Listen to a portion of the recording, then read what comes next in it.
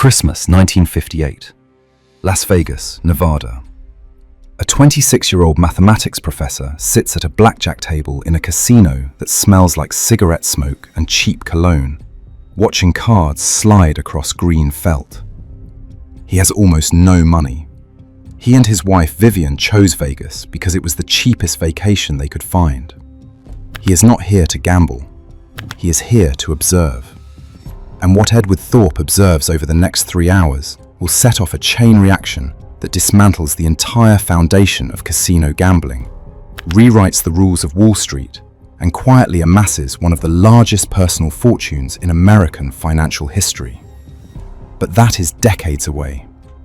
Right now, he is just a skinny kid from a Depression-era family, a kid who didn't speak until he was 3 years old, a kid who once tried to count to 1,000,000 and fell asleep at 32,576 and picked up exactly where he left off when he woke up. What Thorp notices at that blackjack table is something no one in the history of gambling has ever formally proven. Unlike roulette, unlike craps, unlike every other game on the casino floor, blackjack has a memory. Every card dealt changes the composition of the remaining deck. Every hand shifts the odds. And if you can track what has already been played, you can calculate with mathematical certainty when the advantage tilts from the house to the player. The casino does not know it yet, but the quiet man at table 6 is about to destroy their business model. He is about to invent card counting. He is about to write the book on it, literally, and sell 700,000 copies. He is about to build the world's first wearable computer. He is about to get drugged, banned, and nearly killed. And then, he is going to do the exact same thing to Wall Street. But here is the part that makes Edward Thorp different from every genius who ever tried to beat the system. He never loses. Not once. Not in 22 years of gambling. Not in 37 consecutive years of hedge fund investing. Not ever. How does a math professor from a family that couldn't afford rent become worth $800 million without a single losing year? Edward Oakley Thorp was born on August 14, 1932, in Chicago, Illinois, into a house so crowded with relatives that more than 10 people shared the same walls. His father, Oakley Glenn Thorp, was a World War I veteran who worked long hours and came home exhausted. His mother kept the household running on almost nothing. The Great Depression had hollowed out the family's finances, and young Edward grew up understanding that money was a problem math might be able to solve. His father began teaching him numbers at age 3. By 5, he was reading at an advanced level. By 12, he was one of the youngest certified amateur radio operators in the country, building transmitters and receivers from scavenged parts in his bedroom in Lomita, California, where the family had relocated during World War II. He attended one of the worst-ranked high schools in his city. None of that mattered. Thorp had realized something that would define his entire life. If you understood science and mathematics deeply enough, you could test the world. You could run the experiment yourself. You could find out whether the authorities were telling the truth or just repeating what they had been told. He won scholarships through chemistry and physics competitions, one of which led to a personal meeting with President Truman. He enrolled at UC Berkeley, transferred to UCLA, and by 1958 held a PhD in mathematics. His thesis was on compact linear operators in normed spaces. His mind, however, was already elsewhere. During graduate school, he and his fellow students, broke and bored, had started fantasizing about easy money. They talked about whether mathematics could beat a casino. Everyone said it couldn't. The house always wins. Thorp did not accept the premise. He accepted a teaching position at MIT in 1959, and within months he was using the university's IBM 704 mainframe to run millions of simulated blackjack hands. He taught himself Fortran specifically for this purpose. The machine confirmed what his mind had already suspected. When the remaining deck was disproportionately rich in tens, face cards, and aces, The player's expected value turned positive. The house edge vanished. And if you bet aggressively only during those windows, you did not just compete with the casino, you crushed it. Thorp called his method the 10-count system. He shared his findings with MIT professor Claude Shannon, the father of information theory and one of the most brilliant minds of the 20th century. Shannon was a recluse who almost never met with anyone. Thorp asked for 5 minutes. The 5 minutes turned into hours. Shannon was fascinated. What Thorp doesn't know yet is that his system works even better than he thinks, and the people he is about to take money from do not lose gracefully. In 1961, Thorp was ready to test his theory with real money in real casinos. He needed a bankroll. He found one in Manny Kimmel, a wealthy professional gambler and former bookmaker with connections to organized crime. Kimmel put up $10,000. They drove to Reno first, then Lake Tahoe, then Las Vegas. In a single weekend, Thorp won $11,000. The theory was no longer theory. Thorp went home and wrote a book.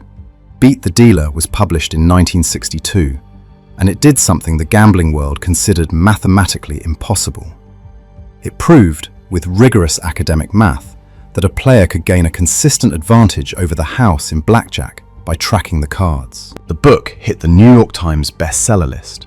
It sold over 700,000 copies.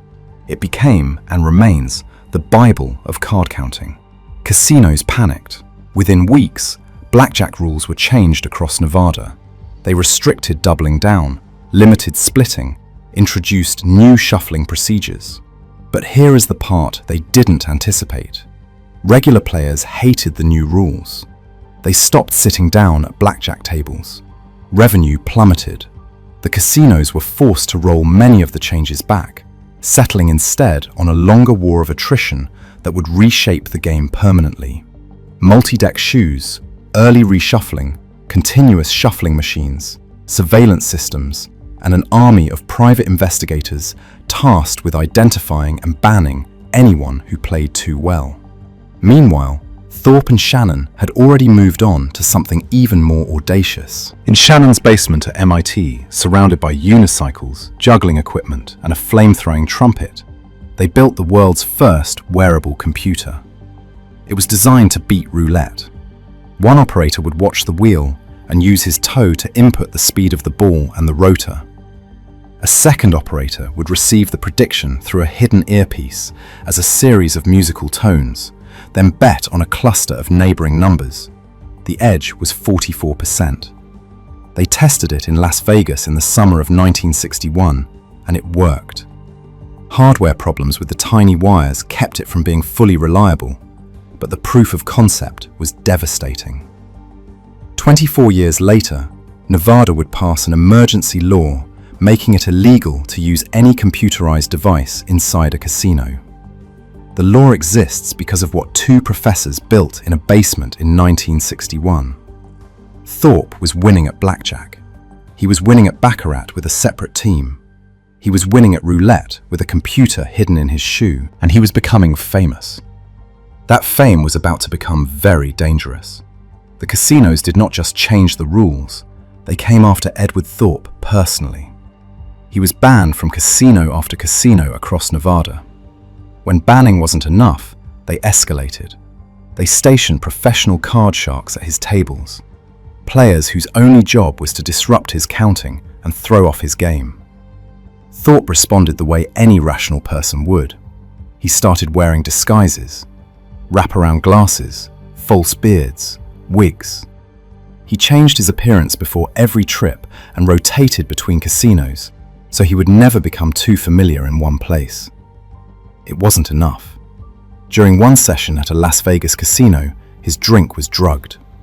Thorp felt the room begin to tilt and managed to leave the table before losing consciousness.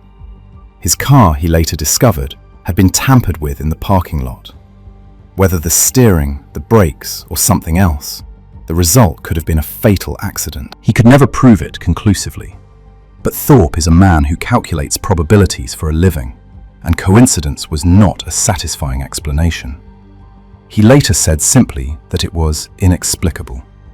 This was the early 1960s. Las Vegas was still deeply connected to organized crime. Casino owners were not accountants in suits. They were men who had built empires on the certainty that the house always wins. And a mathematics professor from Southern California was dismantling that certainty one hand at a time. Thorp understood the math. The expected value of continuing to play blackjack in physical casinos, adjusted for the risk of being poisoned or killed, was no longer positive. He started thinking about a different casino, the biggest casino in the world, Wall Street. The logic was identical. If you could find a mathematical edge, manage your risk, and exploit the inefficiency before the market corrected it, you could generate consistent returns. Thorp had already tried conventional stock picking and lost money. But warrants, which were essentially options on stocks, caught his attention. He ran the numbers and found that warrants were systematically mispriced. The market was making the same mistake the casinos had made. It assumed no one could calculate the true odds. By 1967, Thorp had independently developed an option pricing formula nearly identical to what would later become famous as the Black-Scholes model. Fisher Black and Myron Scholes published their version in 1973 and eventually shared a Nobel Prize. Thorp had the same formula years earlier. He just chose not to publish it. He chose to use it. The Nobel winners got famous. Thorp got rich. And then, in a twist that would make a novelist blush, the Nobel winners started a hedge fund called Long-Term Capital Management, which collapsed spectacularly in 1998. Thorp's fund never had a single losing year, not one. In 37 consecutive years of operation. In November 1969, Edward Thorp and a Wall Street stockbroker named J. Regan co-founded what many consider the first quantitative hedge fund in history. They called it Convertible Hedge Associates. It was later renamed Princeton/Newport Partners. The structure was simple. Thorp ran strategy and research from Newport Beach, California. Regan ran trading and execution from Princeton, New Jersey. Their initial capital was $1.4 million from a small group of investors who trusted Thorp's reputation. Among the earliest people to vet Thorp's operation was Warren Buffett himself. The dean of UC Irvine's graduate division was an investor with Buffett's partnership. When Buffett began winding down his fund in 1968 because he believed stock prices had become irrational, the dean needed somewhere to put his money.